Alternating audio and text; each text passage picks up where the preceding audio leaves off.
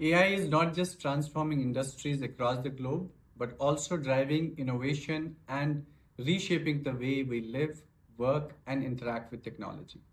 As we navigate this rapidly evolving landscape, the need for inclusive AI has never been more critical. Hello everyone, I am Shakur Athar. I am the head of INDIAai portal, and today we have with us Mr. Manish Gupta, director of Google DeepMind. Manish has been at the forefront of transformative journey, leading research focused on creating AI that benefits everyone, ensuring no one is left behind. Mr. Gupta, thank you for joining us. Let's get started. Thanks, Shakur, for having me. Since Google DeepMind is known for its cutting-edge AI research and groundbreaking innovations, can you take our viewers through the work that you are currently doing So, in India? so in particular, we are trying to develop AI in a manner that brings benefits to billions who have previously not been touched by AI. Mhm. So, it includes both work on foundational technologies as well as applications of AI to areas.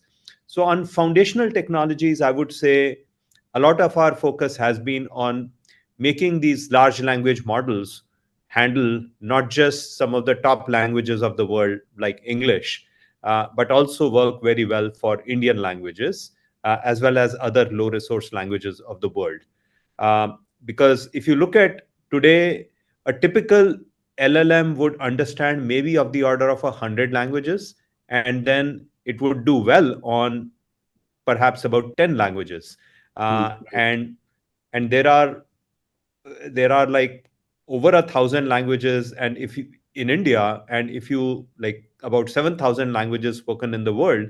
If you look at India, even like languages which are spoken by over a million speakers, there are 60 such languages. So how do we make sure that these LLMs are able to understand, right, and in fact respond in all of these different languages? So that's been one area. The other, as you all and most of the readers would be aware, viewers would be aware, generative AI is extremely powerful, but also Mhm. computationally much more expensive. Right. And we even see again reports of energy consumption in data centers going up as a result of again these workloads becoming more prominent. So if we truly want to scale, let's say generative AI to billion plus Indians in a cost effective manner, we need to dramatically bring down the cost of running these uh, large generative AI models. So that's another area in which my team has been doing a lot of work. Right. And then in terms of applications of these foundational technologies to different areas, we have looked at uh, areas like public health.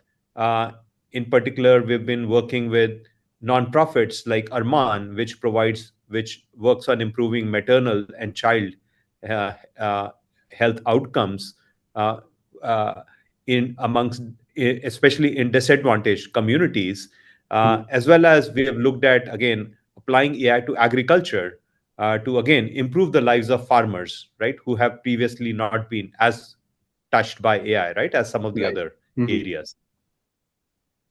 So, since generative AI has caught the imagination of everyone, and India wants to be at the forefront of this Gen AI wave. So, what do you think are some of the emerging opportunities and challenges for Gen AI use in the country? Sure.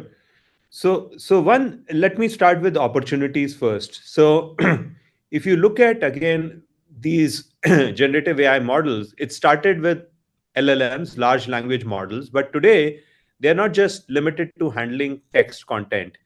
They can handle images, they can handle videos.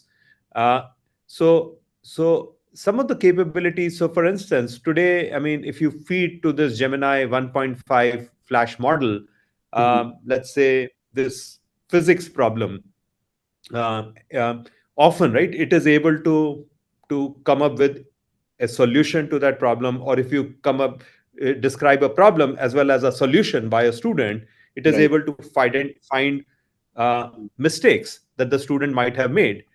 In fact, most recently, the uh, Alpha Proof and some of these systems developed by Google Mind, they even won a silver medal at the International Math Olympiad, where Right. one of the problems that the system solved, it was only solved by, I think, five or six other uh, uh, participants, Participants. contestants, right, at Right. the at that Olympiad.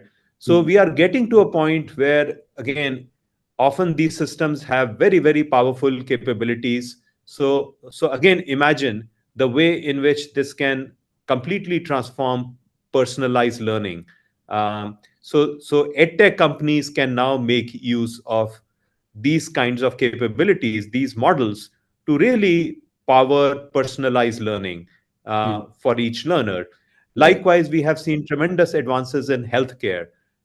These models being applied Mm. uh, in especially in radiology, but not limited to radiology alone, in again helping Right. make better diagnosis, helping physicians, right, make um,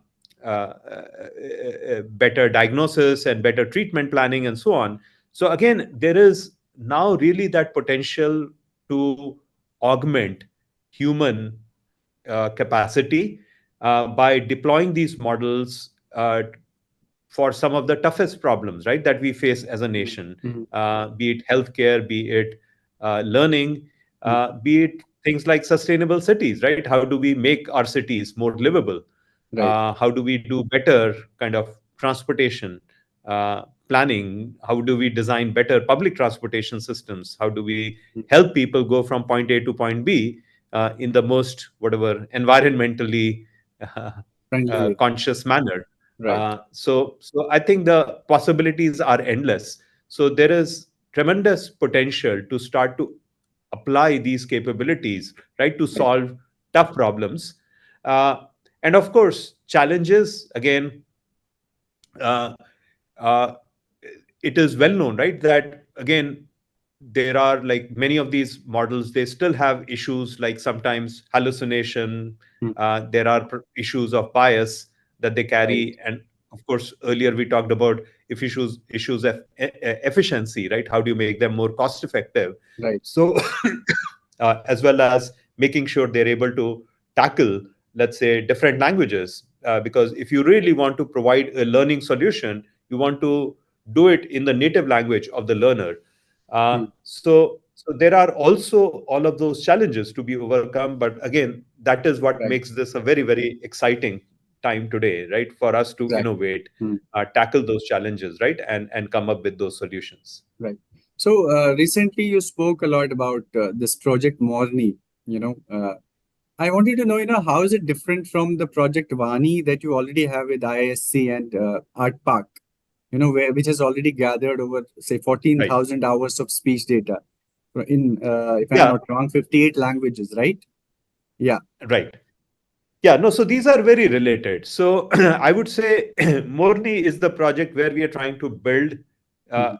an AI model, a language model that understands over Mm. 100 languages in India. So any language that's spoken by over 1 lakh speaker, we want this model to be able to understand. Mm. Uh, and and as we embarked on that project, one of the challenges we recognized was that out of these 125 languages that we were targeting with Morni, 72 out of these were zero corpus languages. That means Okay. there was Mm. zero known digital data on those languages. And as we 72. all know, Mm. AI is again ultimately fueled by data. So if you don't have Right. data, right, you don't have much hope of having your AI model Mm. being able to uh, understand that language. So that motivated Project Vani. So Vani is much more about data collection, where it is a recognizing again the lack of digital data, and the other part it recognizes is in India, the same language is spoken in so many different ways. If you take, let's say, Hindi as a language, Right. uh, depending on whether I'm in Haryana or Madhya Pradesh or Bihar or UP, right? There are so many different ways, and not just those states. Uh, a region, right, within those states, there are so many different ways in which we would uh, say the same words, Right. or say words that mean the same, that have the same meaning. So how do we capture that that amazing diversity, right, that we have of languages, dialects, and Right. accents in the country?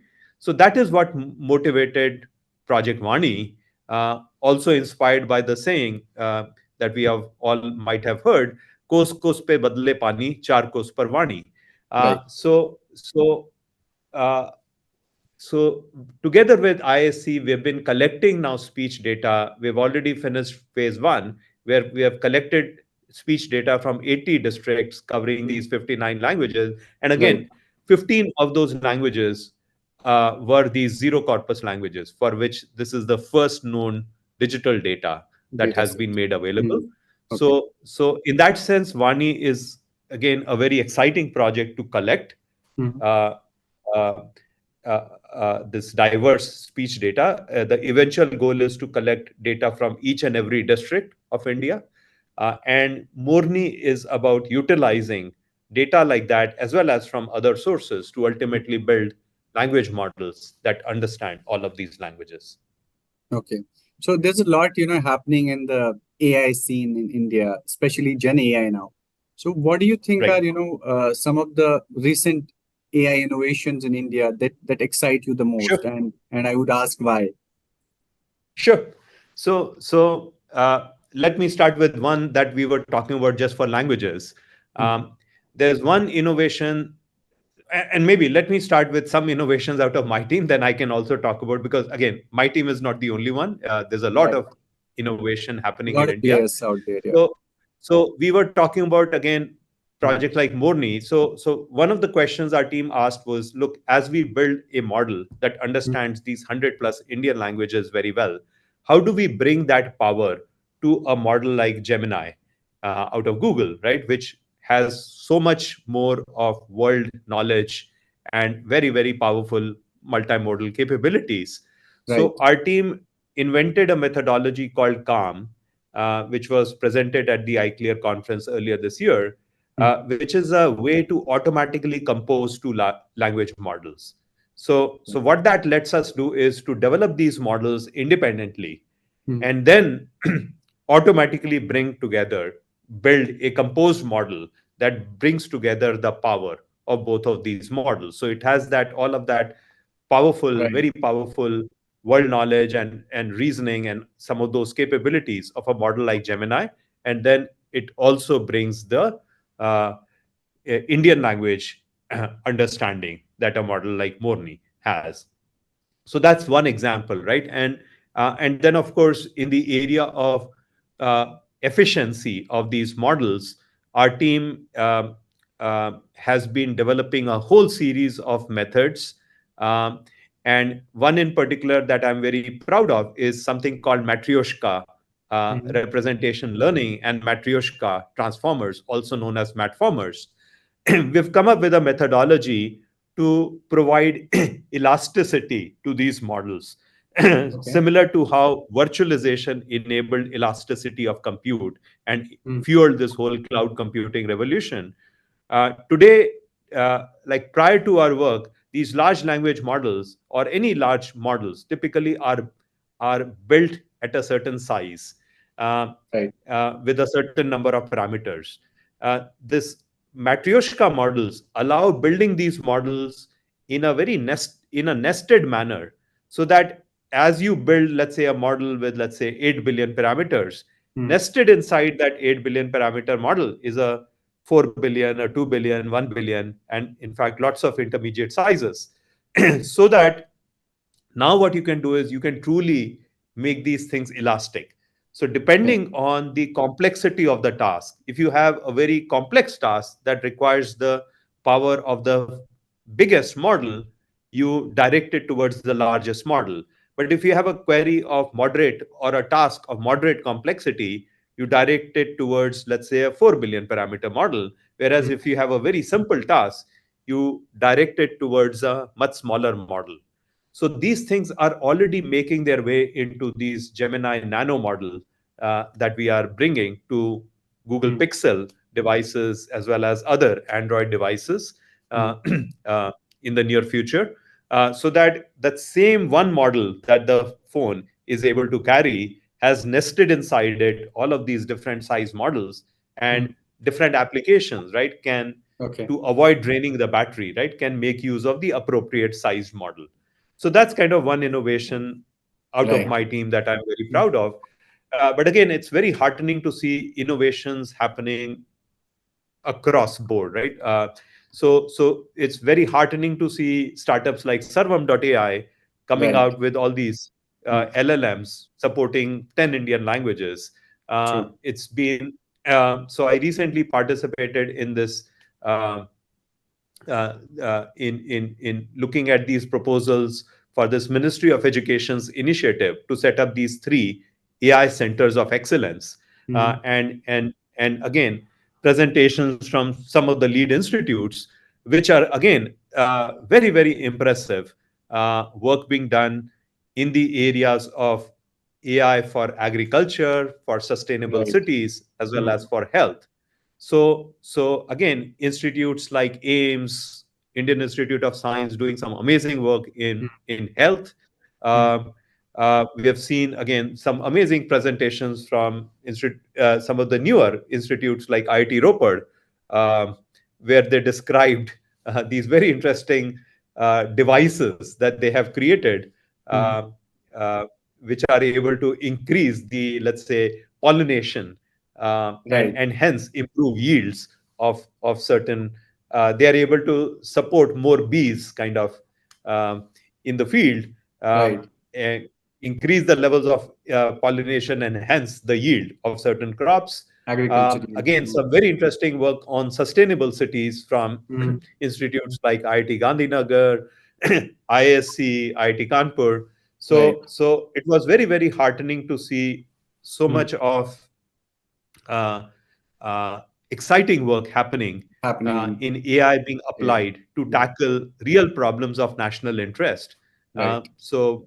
I'm very excited Mm, right. about what the Yeah, a lot future of holds. exciting stuff, yeah, happening there. Yeah. Since you spoke about agriculture, uh, so how do you think, DeepMind's tech can be used to optimize, Indian agriculture? Of course, Sure. one example is the digital Agri Stack initiative that you've already taken. Right. So the primary approach we are taking is to really try and tackle these problems at scale by analyzing satellite imagery, Mm-hmm. because with that, what you are able to do, and we have already taken some early steps Mm-hmm. where we have built these models that, by analyzing satellite imagery, right, are able to identify all of the unique farms in the country, right, from the usage Right. patterns. You're able to assign a unique identifier, right, to each farm, which I view as analogous to like the Aadhaar project, right, where we assigned a unique identifier, right, to each human, to each person.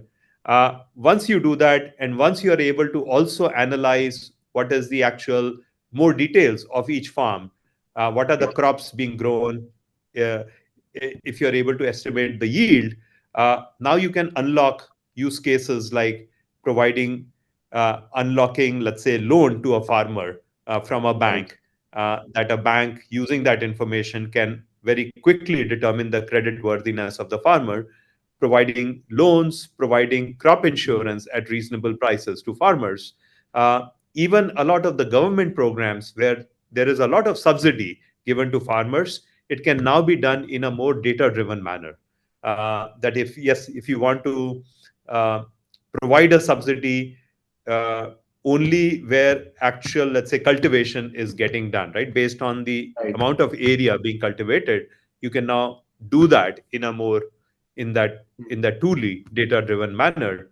Mm, So that's kind of really the approach that we are taking, and we are hoping to make some of these models available to partners who can then build some of these solutions, right, targeting farmers, mm, targeting um, state governments, as well as, again, companies that right. rely on kind of, again, what the farmers produce for their business. Right. So you touched upon two challenges. One, of course, is being ethical AI, and then, of course, data privacy. How does DeepMind ensure that ethical AI development happens in India? And for that Yeah. matter, how do you balance AI advancements with data security? No, those are great questions. So Google, several years ago, we established these AI principles, which both govern, again, the kind of applications we will not pursue, as well as some of these basic principles like uh, upholding users and respecting people's privacy, Right. as well as ensuring that we are not um, uh, that we are not creating or reinforcing biases. Mm. Uh, uh, so what happens is we have a fairly kind of a now rigorous process of AI principles review, Mm. which is done at every stage of the project, right from when you begin the project and you're identifying the data sets that you're Right. going to be utilizing.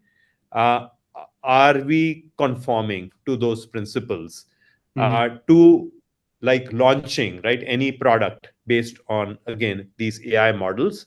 There are these reviews done. I would say, is it all perfect? No, by no means, because many of these are still open problems, uh, Right. not fully not fully solved.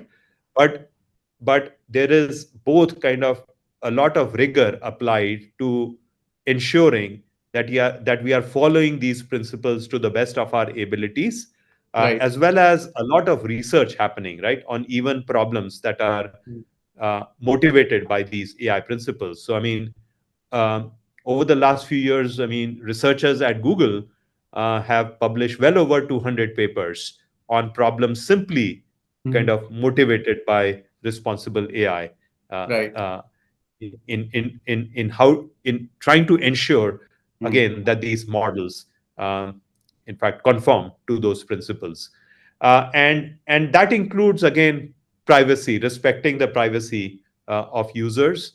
Uh, there is very kind of again rigorous mechanisms for making sure that we only use data in a manner Mm. that has the, let's say, the full consent from the user, Right. in terms of being able to utilize it, and certainly wherever there Mm. is personally identifiable information about the user, it Right. is handled in an extremely Mm. careful and sensitive manner, so that you do not have again usage Mm. of that data beyond kind of what the user had consented to. Okay. So Mm. all of that is Right. taken extremely seriously. Seriously, yeah. So that brings me to the last, question for today. Since India wants to make the most of this Gen AI, we don't want to be just in the same bus, but we want to be in the driver's seat. As far as Gen AI is concerned. So how should India prepare its future workforce? For AI, to make a bigger impact in AI. No, absolutely. So that's a great question. I think we need, in some sense, skilling and deeper work at all levels.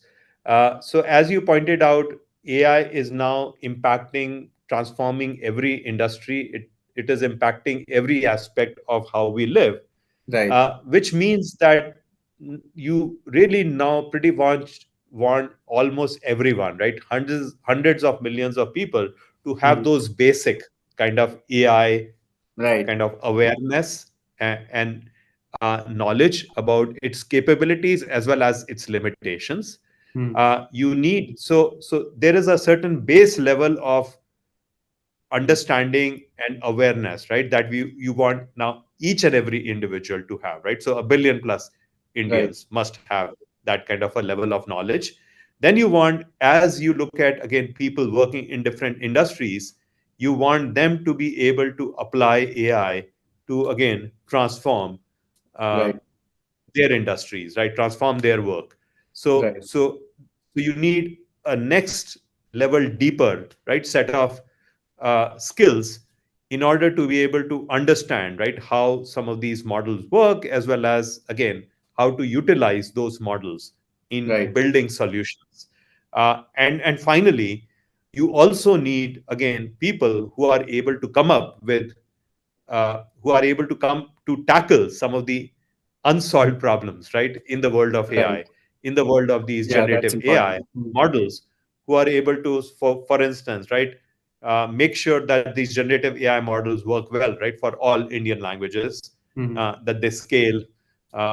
So doing both the foundational work as well as, I mean, we discussed, right, some of these challenges also in terms of bias Right. and hallucination and all of those other problems, who are able to uh, Mhm. also address, right, some of the current known limitations of these AI models. There's Right. also a lot of, again, interesting work to be done on, again, these Mhm. agentic capabilities, where you utilize those Mhm. generative AI models, but in some kind of a loop, Exactly. and you're able to also make use of tools Mhm. Mhm. to solve problems, but ultimately, kind of through Right. multiple invocations of these generative AI models, you are ultimately able to tackle the problem much better. So I would say there is a need, right, Mhm. uh, to do the skilling at all of these. I All mean, of I've these broken different it things. Yeah. down into three major categories, all of these Yeah. different A levels. lot is Uh, happening, in this sphere, and a lot needs to be done. Thank you yeah, so much, Mr. Gupta, for joining us today and sharing your valuable insights. I'm sure our viewers will, benefit a lot from this conversation. It is clear that, the future of AI, especially in India, holds incredible promise, and we look forward to, seeing how DeepMind continues to shape this transformative journey. Thank you again. thanks, Shikhar. Uh, Thanks. Thanks for the opportunity.